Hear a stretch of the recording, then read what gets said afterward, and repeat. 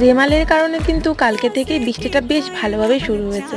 রাত্রে একটু ঝোড়ো হাওয়া দিচ্ছিল, কিন্তু আজকে সকাল থেকে কিন্তু ভালোভাবেই বৃষ্টি নেমে গেছে। আর এটা কিন্তু একটা নিম্নচাপেই পরিণত হয়েছে। তো নিম্নচাপটা শেষের দিকে হয়তো ভালো লাগে না, কিন্তু প্রথমের দিকে কিন্তু বৃষ্টি বৃষ্টি ওয়েদারটা এতদিন এত গরমের পর কিন্তু বেশ ভালোই লাগছে। আর বৃষ্টি দেখেই না আমার প্রথমেই মনে পড়ে গেল আজকে দুপুরবেলায় খিচুড়ির কথা।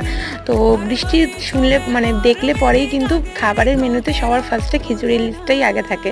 তো আমার মতন কারা কারা খিচুড়ি প্রেমিক আছো প্লিজ আমাকে কমেন্ট করে জানিও। আর দুপুরবেলায় আজকের মেনুতে ছিল গরম গরম খিচুড়ির সাথে একটু ঘি আর বেগুন ভাজা আর পাঁপড় ভাজা।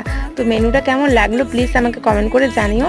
আর খিচুড়ি খেতে কিন্তু আমার ভীষণ ভালো লাগে, সাথে আমার মেয়েও খিচুড়ি ভীষণ ভালো খায়।